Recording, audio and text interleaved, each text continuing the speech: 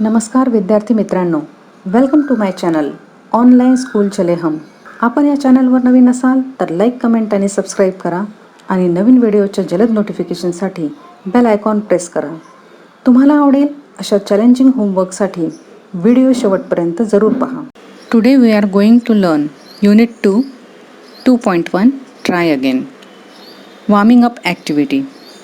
Warming अपमध्ये chitchat हा भाग आपण प्रथम बघणार आहोत. चिटचॅट म्हणजे सहज गप्पा गोष्टी करणार आहोत. यातला फर्स्ट क्वेश्चन दिलेला आहे, what do you like, poems or stories. तर विद्यार्थी मित्रांनो, इथे तुम्हाला विचारलेलं आहे की तुम्हाला कविता आवडतात की गोष्टी. आता काही विद्यार्थ्यांना कविता आवडतील, काही विद्यार्थ्यांना स्टोरीज आवडतील, काही असे असतील की ज्यांना दोन्हीही आवडतील. तर त्या हिशोबाने तुम्हाला लिहायचे आहे. तुम्ही लिहू शकता I like both poems and stories किंवा I like poems, I like stories असं सेपरेटलीसुद्धा तुम्ही तुमच्या आवडीप्रमाणे उत्तर लिहू शकता. Question number 2, what kind of poems do you enjoy the most. विद्यार्थी मित्रांनो, कोणत्या प्रकारच्या कविता तुम्हाला सर्वात जास्त आनंद देतात. विशेषतः कविता अशा जास्त आवडतात की ज्या आपल्याला गाता येतात, जे आपण व्यवस्थित गाणं त्या पद्धतीनं म्हणू शकतो, गाण्याच्या रूपात त्या कविता जेव्हा म्हणू शकतो त्या खूप आवडतात. तर आपण म्हणूया I enjoy lyrical and didactic poems most. Lyrical and didactic poem. आता लिरिकल म्हणजे गाण्यास योग्य पोएम, ज्या गाणं आपण त्याच्यावर गाऊ शकतो, छान लय चाल त्यांना असते त्या.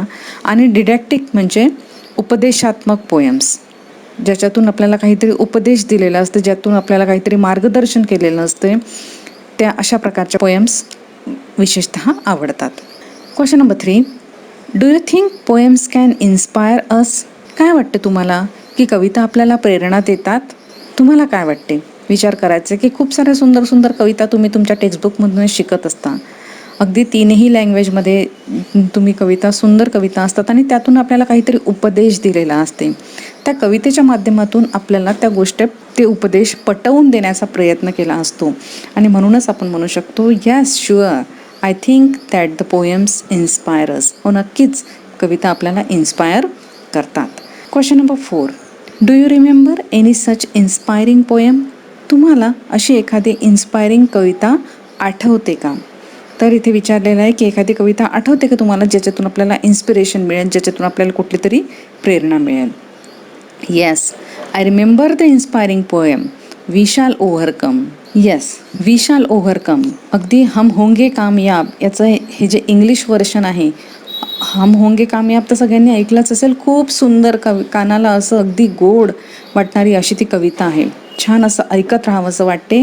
आणि वी शाल ओव्हरकम त्याचं इंग्लिश व्हर्शन आहे. बऱ्याचदा तुम्ही तुमच्या शाळेतल्या कार्यक्रमांमधून ती कविता म्हटलेली सुद्धा आहे. तर अशा पद्धतीनं ज्या कविता असतात त्या आपल्याला प्रेरणादायक असतात आणि त्या नक्कीच आपण कधीही विसरू शकत नाही. So question number 5, when did you learn or listen to it. तुम्ही ती केव्हा शिकलात किंवा ऐकले. तर we shall overcome he Kavita 7th स्टँडर्डमध्ये तुम्हाला होती. That's why you can say that I learn it when I was in standard 7th. Next question, what message do we get from it. या कवितेतून तुम्हाला कुठला संदेश मिळतो. आता या कवितेतून आपल्याला काय संदेश मिळतो की आपल्या मनामध्ये श्रद्धा असायला पाहिजे, आपल्या मनामध्ये विश्वास असायला पाहिजे आणि आपल्यामध्ये आत्मविश्वास असायला पाहिजे. आणि त्या आत्मविश्वासाच्या जोरावर आपण कुठलंही कार्य करू शकतो. हेच इन शॉर्ट इथे सांगितलं गेलेलं आहे. तर आपण हे कसं सांगू शकतो. Answer, the message we get from this poem is that if we have faith in our self. जर आपल्याला स्वतःमध्ये विश्वास असेल, we shall break through all the hurdles and make us free and live in piece.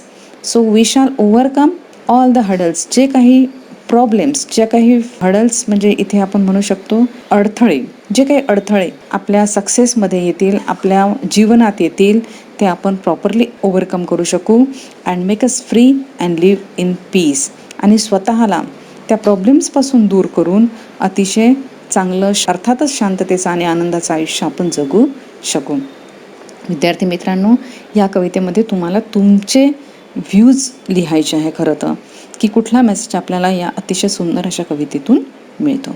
यानंतर ए नंबरचा जो question आहे, याच्यामध्ये खरं तर प्रत्येक 6 विद्यार्थ्यांचा एक गट करायचा आहे आणि त्या गट केल्यानंतर सुरुवातीला तुम्ही जे अनुभवलेले अपयश आहे आणि संपूर्ण सातत्यपूर्ण प्रयत्नांनी मिळवलेले नंतरचे यश, याबाबत तुम्हाला अनुभव एकमेकांना आपसात सांगायचे आहे.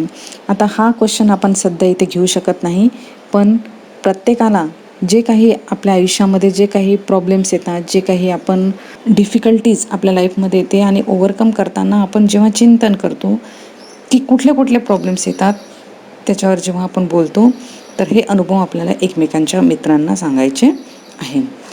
त्यामुळे हा जो क्वेश्चन आहे हा आपण स्कूलमध्ये जेव्हा कधी स्कूल ओपन होईल तेव्हा आपण डिस्कस करूया. Question number 2. See the images, rearrange and write the proper line numbers of each from those given below. इथे काही इमेज दिलेली आहे आणि प्रत्येक इमेजमध्ये तुम्ही बघत आहात की एक स्पायडर चढताना तुम्हाला दिसत आहे आणि तो वेगवेगळ्या पोझिशनवर आहे. वॉल एकच आहे पण स्पायडर वेगवेगळ्या पोझिशनवर आहे. तर हे तुम्हाला वाचून फाइंड आउट करायचं आहे. आणि अर्थात त्या इमेजच्या वर तुम्हाला इथे खाली अशा रिकाम्या जागा दिलेल्या आहे. त्या रिकाम्या जागेमध्ये तुम्हाला पाहून फाइंड आउट करायचं आहे की ती कुठली इमेज कुठल्या नंबरची, खाली एक्सप्लेनेशन दिलं आहे, कुठला नंबर त्या पहिल्या इमेजवर, दुसऱ्या इमेजवर, तिसऱ्या इमेजवर लागेल हे आता तुम्हाला शोधून पाहायचं आहे. सुरुवातीला मी 6 जे वाक्य दिलेले आहेत ते रीड करते. तर नंबर 1वर आहे the spider climb again a little higher. Spider पुन्हा थोडंसं दूर चढला. नंबर 2वर आहे yet it did not give up and climb higher and higher. त्याने हार मानली नाही आणि तो वर चढत राहिला. 3 नंबरचं वाक्य आहे it slipped and fail down. तो त्याचा पाय घसरला आणि तो खाली पडला. 4 नंबरचं वाक्य आहे a spider began to climb a wall. स्पायडरने भिंतीवर चढण्यास सुरुवात केली. 5व्या नंबरचं वाक्य आहे finally it reach the top. आणि सरतेशेवटी तो टॉपवर पोहोचला. 6 नंबरचं वाक्य आहे it fell down again the second time. दुसऱ्यांदा तो पडला. तर आता आपल्याला फाइंड करायचं आहे की पहिल्या चित्रात कोणता नंबर लागेल आणि त्यानंतरच्या त्याप्रमाणेच आपल्याला लिहायचं आहे. तर आपण बघू शकतो की पहिल्या चित्रात आपल्याला लक्षात येत आहे की 4 नंबरचं जे वाक्य आहे a spider began to climb the wall. स्पायडरने चढण्यास सुरुवात केली, हा नंबर लागेल. त्या नंबरच्या सेकंड याच्यामध्ये आपण बघूया, माझ्या असं लक्षात येते की तो पडला आणि ते वाक्य लागेल, 3 नंबरचं वाक्य लागेल it slipped and fail down. Okay. त्याच्यानंतरची इमेज पहा, तिथे आपल्याला दिसत आहे की स्पायडर जरा बऱ्यापैकी अर्ध्यापर्यंत गेलेला आहे. तर आपण पहिल्या नंबरचं जे वाक्य आहे the spider climb again the little higher, म्हणजे तो बऱ्याच दूरपर्यंत थोडासा वर गेला. 1 नंबरचं वाक्य तिथे लागू पडेल. आणि त्याच्यानंतरच्या इमेजमध्ये बघूया, तिथे आपल्याला लक्षात येते की स्पायडर खाली पडला आहे मला असं वाटते. आणि म्हणून आपण 6 नंबरचं जे वाक्य आहे बघा तिथे लिहिलं आहे it fell down again the second time. दुसऱ्यांदा तो खाली पडला. तर आपल्याला तिथे 6 नंबर लिहावा लागेल. त्याच्यानंतरची इमेज बघूया.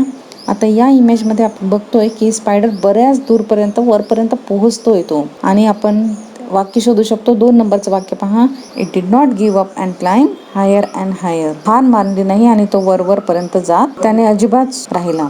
आणि नंतरच्या इमेजमध्ये आपल्याला लक्षात येईल की 5 नंबरचं जे वाक्य आहे finally it reach the top. सरतेशेवटी तो टॉपवर पोहोच आणि ही गेट सक्सीड.